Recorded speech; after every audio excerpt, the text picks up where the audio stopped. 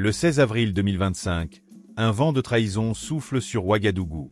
Des militaires, tapis dans l'ombre, préparent un assaut audacieux contre la présidence du Burkina Faso. Leur cible?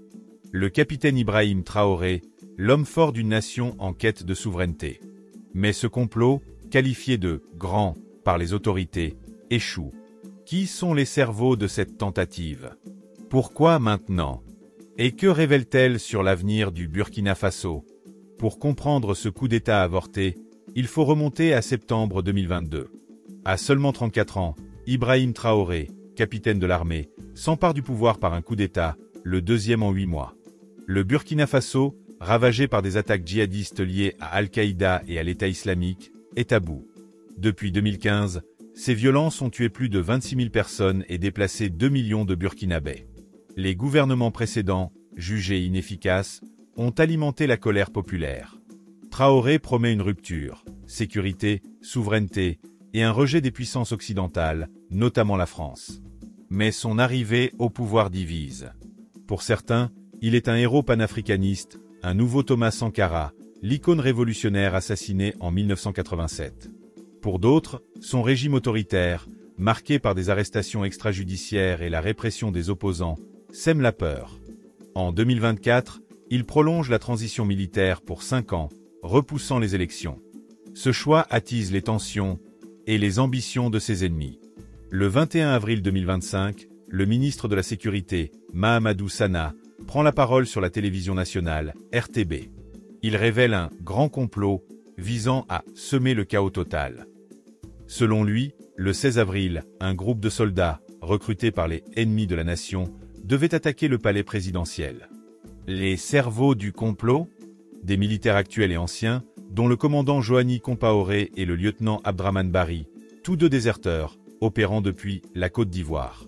Sana affirme que les comploteurs ont tenté d'enrôler des chefs religieux et traditionnels pour rallier des officiers. Parmi les arrêtés figurent des figures clés, comme Frédéric Ouédraogo, ex-commandant du bataillon de la justice militaire, qui enquêtait sur un autre complot en 2023. Mais ce n'est pas tout. Le ministre accuse Abidjan, la capitale ivoirienne, d'abriter un « centre d'opération » pour déstabiliser le Burkina Faso.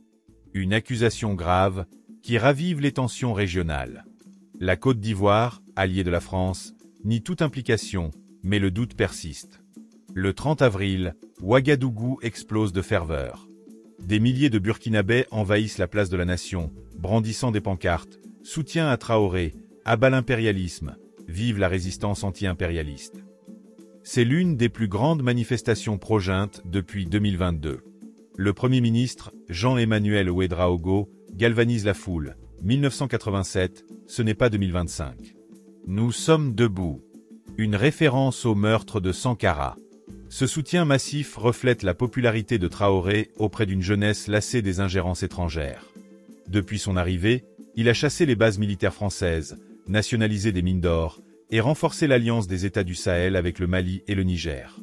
En 2023, le PIB passe de 18,8 à 22,1 milliards de dollars, et des usines de transformation voient le jour.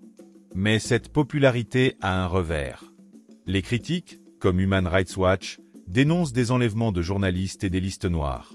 Le complot d'avril, selon certains, pourrait être une excuse pour resserrer l'étau. Cette tentative de coup d'État s'inscrit dans un contexte géopolitique explosif. Le Burkina Faso, comme le Mali et le Niger, a rompu avec la CEDEAO et ses alliés occidentaux pour se tourner vers la Russie.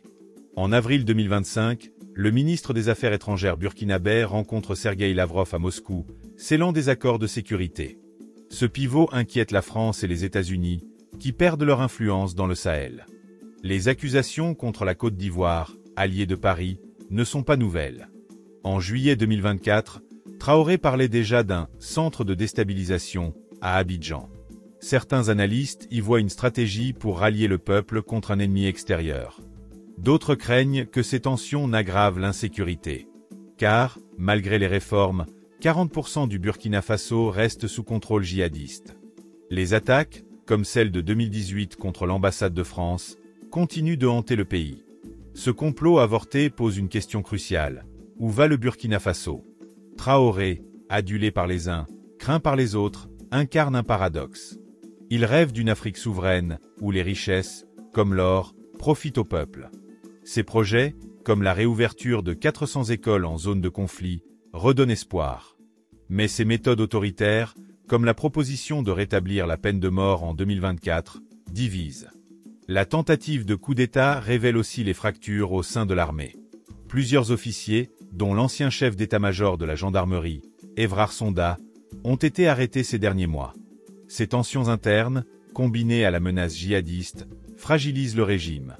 Pourtant, le soutien populaire du 30 avril montre que Traoré reste un symbole de résistance pour beaucoup. La jeunesse, en particulier, voit en lui un leader qui défie l'ordre établi. Le Burkina Faso est à un carrefour.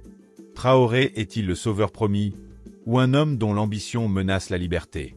Ce complot déjoué n'est pas qu'une anecdote. Il expose les défis d'une nation en lutte, contre le terrorisme, contre l'ingérence, contre elle-même. Une chose est sûre, l'histoire de Traoré, comme celle du Burkina Faso, est loin d'être écrite.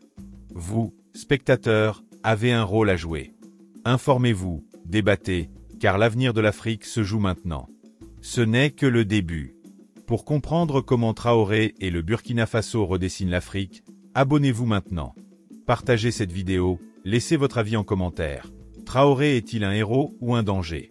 Ensemble, éclairons l'avenir.